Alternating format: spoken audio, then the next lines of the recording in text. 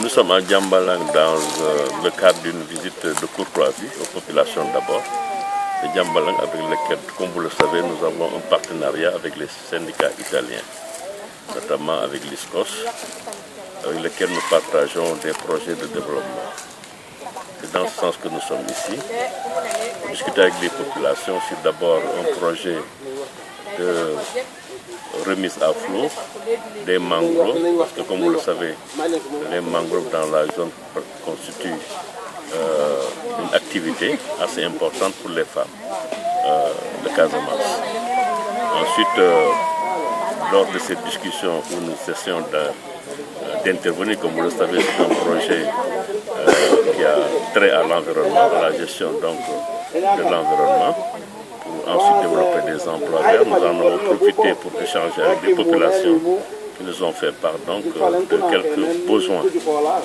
C'est dans ce sens que nous avons retenu le principe, au-delà de l'accompagnement en ce qui concerne le reboisement par des mangroves, la reprise donc de ces plantations, de faire en sorte qu'au niveau du village, que nous puissions mettre une case de santé pour les enfants du village, mais aussi de les accompagner parce qu'il y a une culture du riz également dans la zone où les femmes sont très braves, sont toujours dans les rizières et nous pensons donc pouvoir les accompagner par le financement d'une décortiqueuse, n'est-ce pas, acceptée également par le projet et également des outils de traction pour le transport donc, de leur production.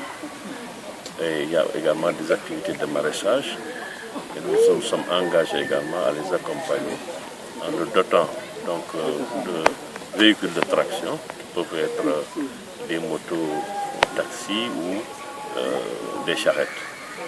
Des motos avec des tractions bien sûr, mais également au-delà de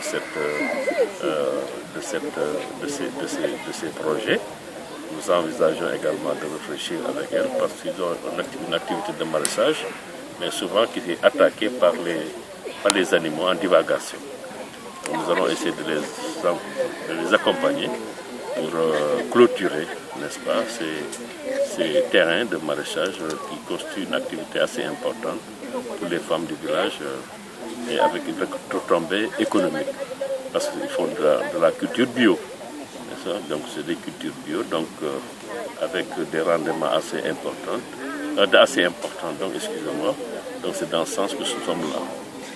Je voudrais donc féliciter et remercier donc les partenaires italiens qui nous accompagnent, avec lesquels nous partageons ce projet. Demain, comme vous le savez, nous sommes au port avec 2 jours de séminaire. Le premier jour, nous envisageons donc, à travers ce projet de distribuer des matériaux de protection, des bottes, etc., des gilets.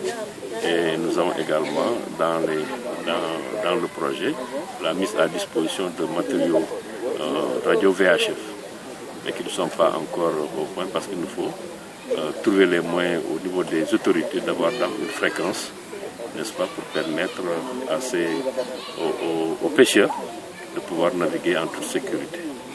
L'usine à glace donc, que nous avons financée il y a de cela 1 an est en plein régime. Nous avons simplement une question d'alimentation au niveau du port de Ziguinchor et nous pensons que certainement la SDE va pouvoir donc remédier à cela.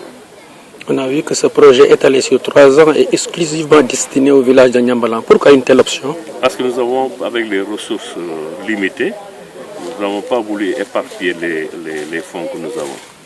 Nous avons trouvé d'abord au niveau de Djambalang une population assez organisée, une population travailleuse, des femmes engagées qui ont envie vraiment de se développer et qui ont des idées très claires sur ce qu'elles font et qui sont très braves et nous avons estimé nécessaire de pouvoir mettre les fonds disponibles au niveau du village.